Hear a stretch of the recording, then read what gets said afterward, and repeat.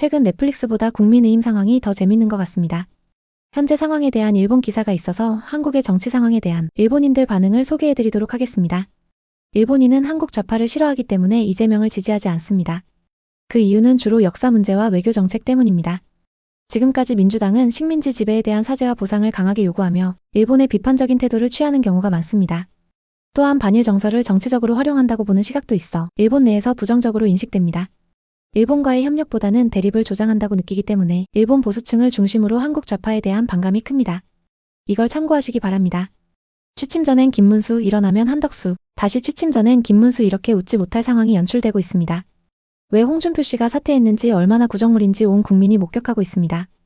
2025년 5월 10일 대한민국 정치사에 또 한 번의 치욕스러운 오점이 찍혔습니다. 국민의힘, 이른바 대한민국 보수정당을 자처하던 이 집단이 보여준 사상 초유의 대선 후보 교체 소동은 그저 총극이라 부르기엔 너무나 참담하고 민주주의의 뿌리를 뒤흔드는 반역에 가까운 행태였습니다. 지난 5월 3일 국민의힘은 제5차 전당대회에서 김문수 후보를 정당하게 대선 후보로 선출했습니다. 77만 명의 당원이 참여한 경선 수십 일에 걸친 치열한 경쟁 끝에 얻어낸 결과였습니다.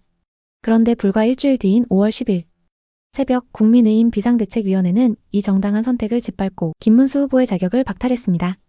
대신 한덕수 전 총리, 당원도 아닌 외부 인사를 급조해 대선 후보로 내세웠습니다. 이 과정은 새벽 1시부터 4시까지 국민이 잠든 사이 은밀히 진행된 군사작전을 방불케 했습니다. 김문수 후보는 이를 야밤의 정치 쿠데타라 명명했으며 이는 과장이 아닙니다. 한덕수는 국민의힘 당원이 아니었습니다. 그는 경선에도 참여하지 않았고 당원들의 신뢰를 얻은 적도 없습니다. 그런데도 새벽 3시 20분 그는 갑작스레 입당했고 단 1시간 만에 32건의 서류를 준비해 후보 등록을 마쳤습니다. 이 초현실적인 속도전은 마치 주식 작전의 통정 매매처럼 짜여진 각본을 연상케 합니다. 홍준표 전 대구시장이 한덕수를 허욕에 들떠 탐욕을 부리다 퇴장한 추한 인물이라 비판한 것은 정확한 지적이었습니다. 홍준표가 윤통과 두 놈은 천벌받을 것이라 외친 심정은 모든 국민이 공감할 것입니다. 그러나 이 소동은 뜻밖의 반전으로 이어졌습니다. 5월 10일 국민의힘은 급조한 당원 투표를 통해 한덕수 후보로의 교체를 추인하려 했습니다. 하지만 놀랍게도 당원들은 이를 부결시켰습니다. 한덕수로의 변경은 거부되었고 김문수 후보의 자격이 회복되었습니다. 이 상황에 대한 일본 네티즌 반응입니다. 국민의힘은 꽤 강압적인 짓을 저질렀다. 현 후보로는 이길 수 없다는 인식과 조급함이 있었겠지만 이런 강경책을 쓰면 그 과정 자체에 거부 반응이 생길 텐데 결국 남은 건 이길 수 없다고 판단한 후보와 강권적이라는 낙인뿐이다. 더불어민주당 후보도 큰 폭탄을 안고 있지만 일단 선거 결과는 거의 결정된 셈이다. 한국 여당 집행부의 단일화 전략이 실패했다. 그렇다고 대선 결과까지 확정된 건 아니다. 야당 측 선두 후보는 불확실 요소를 완전히 배제하지 못했기 때문이다.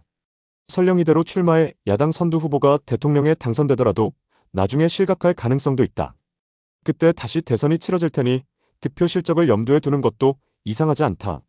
이번 대선의 원인은 윤석열 대통령의 불법 계엄령에 있다. 야당 후보 이재명은 전과가 있는 데다 현재도 여러 혐의로 기소된 상태다.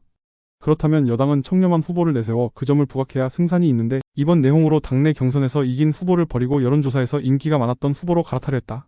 즉 당내 경선이라 해도 민주국가에서 선거 결과를 무시하는 폭거를 저지른 셈이다.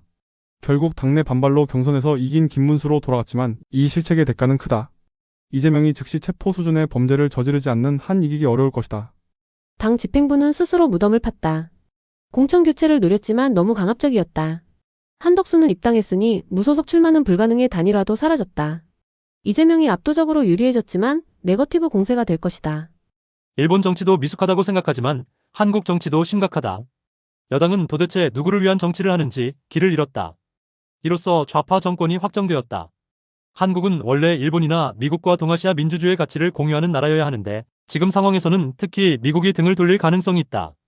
정치 경제의 불확실성이 더 높아졌다. 이는 일본의 국익에도 반한다. 이대로 좌파가 승리하면 또다시 반일이 가속화될 것 같네요. 한국도 민주주의가 아닌 독재체제로 가버릴지도 몰라요. 일본도 정말 불륜 뉴스만 다루지 말고 이런 문제도 다뤄줬으면 해요. 일본도 한국과는 다르지만 말기 상태로 나아가고 있는 것처럼 느껴집니다.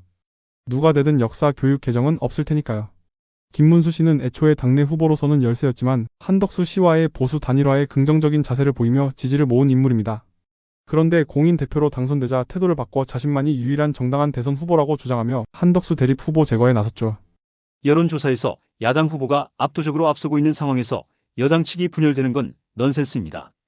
하물며 그 야당 후보가 재판에서 유죄가 되면 출마조차 못할 수도 있는 상황인데 어느 쪽이든 단결하지 않으면 승리는 없습니다.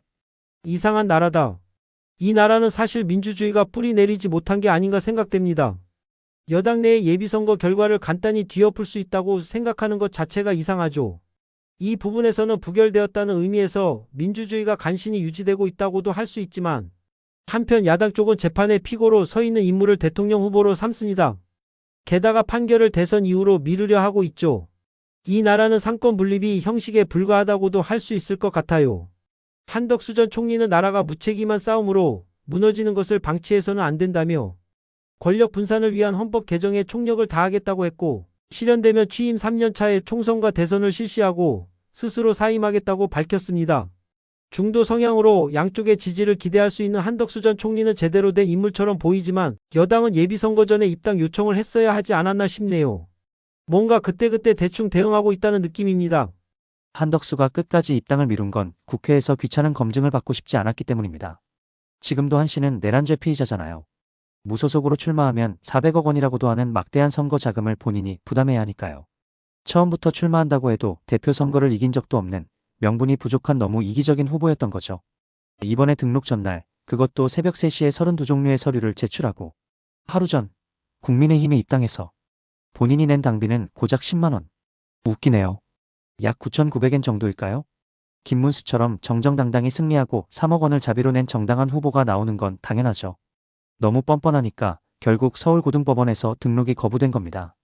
애초에 한덕수를 무리하게 후보로 만들고 이재명을 암살해서 대통령이 된 뒤 윤 피의자를 무죄로 만들겠다는 계획까지 있었다고 합니다. 설마 싶겠지만 역대 대통령들이 김대중을 비롯해 암살 위협을 받아온 건 알고 계시죠? 이로써 야당 전 대표가 대통령이 되는 것이 거의 확실해졌네요. 일본에게는 최악의 시나리오가 될 것 같습니다. 의혹투성이의 반일 반미적인 대통령과는 좋은 미래를 쌓을 수 없겠죠. 과거 역사 문제를 계속 들춰내는 인물의 미래지향이란 대체 뭐냐고 묻고 싶네요. 일본인들 역시 한국 대선에서 이재명 후보의 당선을 경계하는 분위기가 감지되고 있습니다. 이재명이 속한 더불어민주당은 일본과의 역사 문제에 있어 강경한 입장을 보여온 정당으로 과거사 청산이나 위안부 강제징용 문제 등에 대해 일본 정부의 사죄와 배상을 지속적으로 요구해왔습니다. 이런 태도는 일본 내 보수층뿐만 아니라 일반 국민들에게도 부정적인 인식을 심어주었고 한일 관계가 다시 냉각될 수 있다는 우려로 이어지고 있습니다. 실제로 일본 온라인 커뮤니티나 뉴스 댓글에는 이재명이 대통령이 되면 또 반일 정책으로 돌아설 것이라는 우려가 자주 보이며 일본은 다시 강경 대응해야 한다는 목소리도 있습니다. 일본 국민 다수가 한국 문화에는 호감을 가지고 있지만 정치적으로는 긴장을 늦추지 않겠다는 입장을 취하고 있는 셈입니다. 이처럼 일본 내에서도 이재명 당선을 단순한 한국 국내 문제로 보지 않고 자국 외교에 영향을 줄 수 있는 중요한 사안으로 받아들이고 있는 것입니다. 오늘 내용이 좋았다면 구독과 좋아요 부탁드립니다.